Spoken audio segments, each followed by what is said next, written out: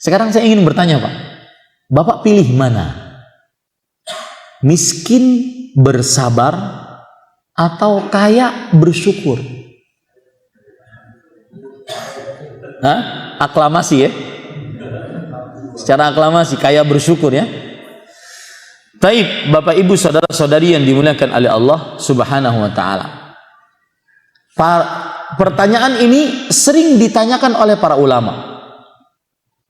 Bahkan dijadikan permasalahan yang mereka bincangkan. Mana yang lebih utama?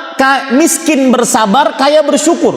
Manusia, karena tadi poin pertama, tidak lepas dari harta, sangat tamak terhadap harta, pasti menjawabnya ingin kaya bersyukur. Nggak mau Pak kere, sulit. Ya, kadang-kadang gara-gara miskin, istrinya yang sakit dimarahin. Kenapa sakit? Dokter mahal tau nggak? Gitu kan? Anaknya yang sakit malah dimarahin, bukan dikasihani. Ya, makanya jangan panas-panasan, jangan hujan-hujanan. Nanti sakit, abah juga yang pergi ke dokter ngobatin kamu. Dimarahin, bukan malah diobatin. Ini gara-gara miskin. Makanya nggak ada yang mau miskin. Nah, sekarang para ulama mengatakan mana yang lebih utama? Ayyuhuma afdal, al-ghani, al-faqirus sabir, amil ghaniyus syakir. Mana yang lebih utama? Miskin yang bersabar atau kaya yang bersyukur? Sebagian orang menjawab kaya yang bersyukur, Ustaz. Karena hawa nafsunya. Maka coba perhatikan sekarang yang ingin kaya bersyukur. Ya. Rasul sallallahu alaihi wasallam bersabda di dalam hadis riwayat Imam Tirmidzi dari Abu Hurairah, yadkhul fuqara'ul jannah qabla al-aghniya bi 500 'am. Orang miskin masuk ke dalam surga sebelum orang kaya 500 tahun. Masih ingin kaya? Orang miskin masuk ke dalam surga 500 tahun sebelum orang kaya. Itu kalau hitungannya dunia sudah lama banget. Bagaimana kalau hitungannya satu harinya 1000 tahun? Inna yawman 'inda rabbika ka alfi sanati mimma ta'uddun. Sesungguhnya satu hari di sisi Allah di akhirat 1000 tahun. Ini 500 tahun akhirat. Masih ingin kaya, Pak? Satu ya. Dua. Hadis riwayat Imam Bukhari dan Muslim dari Abdullah bin Abbas radhiyallahu anhu. Rasul sallallahu alaihi wasallam bersabda, "Ittala'tu fil jannah fa idza aktsara ahliha al-fuqara." Aku melihat ke dalam surga, penghuni paling terbanyak orang miskin. Masih ingin kaya? Mana tadi angkat tangan yang ingin kaya tadi? Hah? Angkat tangan? Nyerah sudah? 2-0 lah, Pak. Saya ingin bikin hat-trick 3-0. Lihat. Rasul sallallahu alaihi wasallam bersabda dalam hadis riwayat Muslim 3-0 ya. Dari Usamah ibnu Zaid radhiyallahu anhu. Beliau berkata, "Kuntu ala babil jannah." Aku berdiri di pintu surga. Fa idza 'ammatu man dakhalaha al-masakin wa inna ashabul jiddi mahbusun. Ternyata kebanyakan yang masuk ke dalam surga orang miskin. Orang kaya kemana, Ustaz? Kata Rasulullah, orang kaya tertahan. Bukan karena nggak masuk surga, tertahan. Ngapain, Pak? Dihisap dulu, Pak. Masih ingin kaya? Angkat tangan deh. Biar kita lebih demokratis katanya. Angkat tangan. Masih? Sudah nyerah, sudah? Ingin miskin berarti? Doa loh, masjid nih. Pilih mana? Kaya bersyukur atau miskin bersabar? Miskin bersabar. Alhamdulillah ada yang miskin bersabar katanya.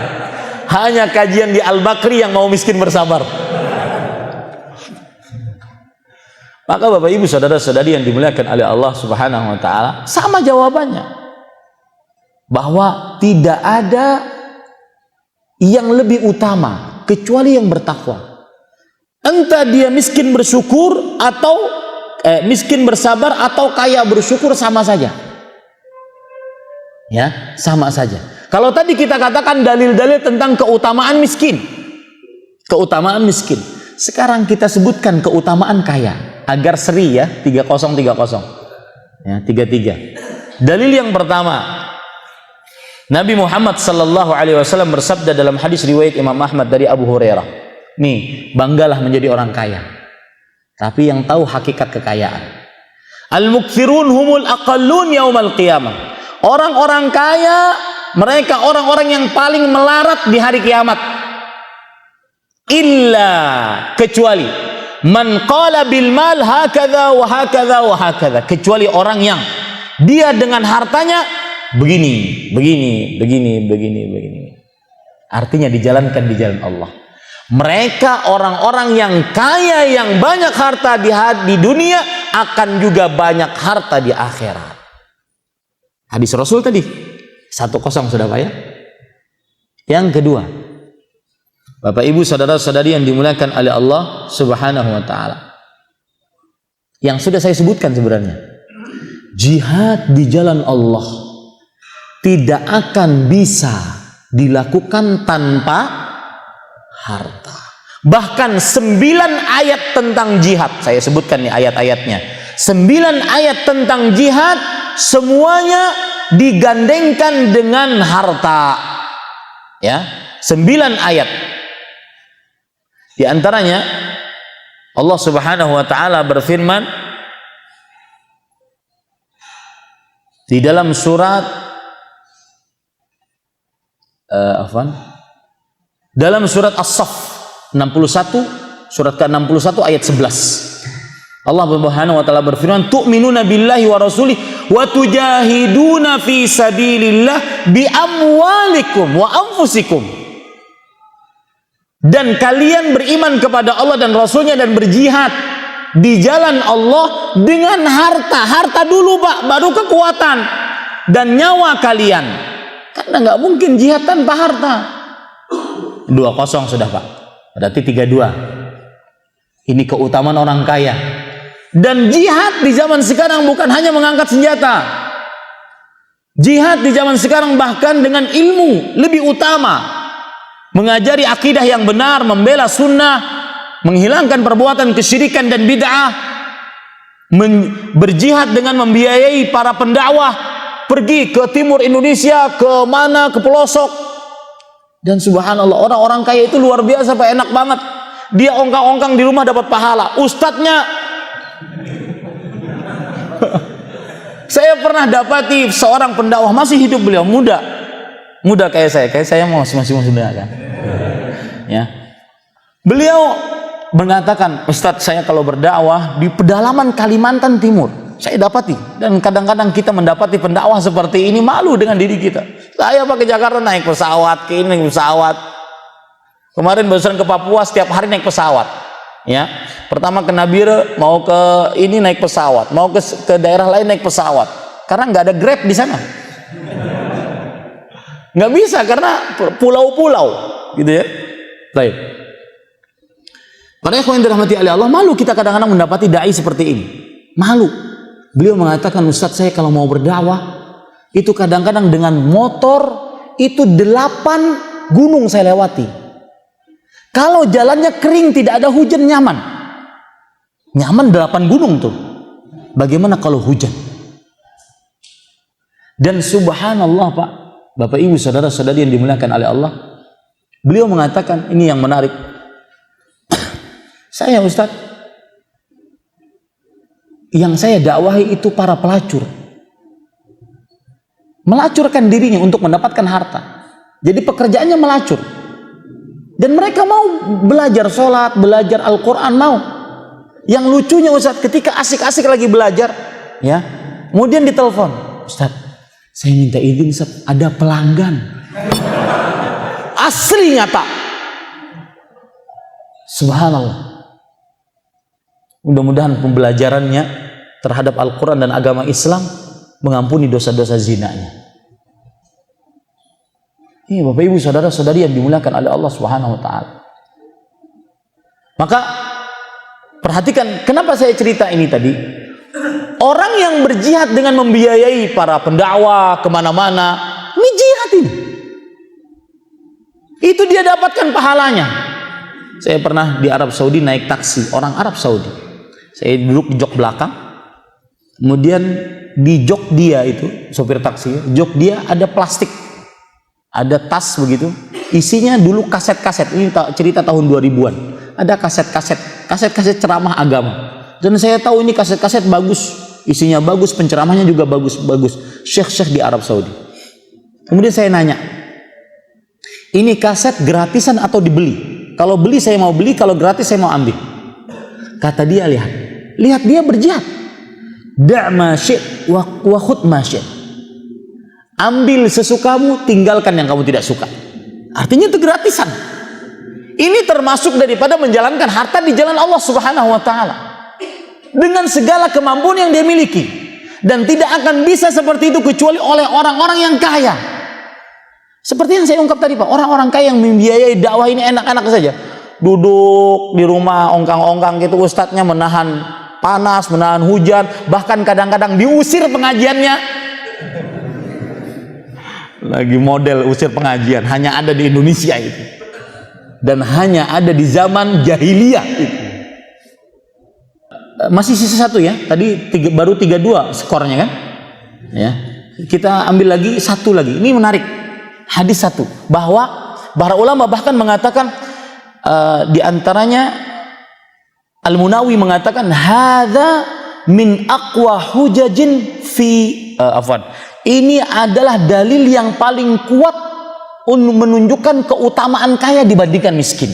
Hadis yang akan saya sebutkan sekarang sehingga menjadi 3-3. Yaitu suatu ketika orang fakir dari kaum muhajirin, hadis riwayat Muslim, datang kepada Rasulullah mengadu, ya Rasulullah, dhahaba ahlud duthur bil ujur. Orang-orang kaya banyak banget pahalanya wahai Rasulullah. Lihat Pak, aduan mereka, saya ingin bertanya kepada Bapak. Ketika mereka ngadu kepada Rasulullah, wahai Rasulullah, orang-orang kaya banyak banget pahalanya. Saya ingin nanya kepada Bapak, orang miskin ini mengadu miskinnya atau mengadu ingin pahalanya? Ingin pahala, ingat itu ya. Mereka bukan berarti ingin mengadu kemiskinannya, enggak. Ingin mengadu, ingin pahala. Kurang pahala, tidak seperti orang kaya. Kata Rasul sallallahu alaihi wasallam, apa itu? Kenapa kalian kalah pahalanya?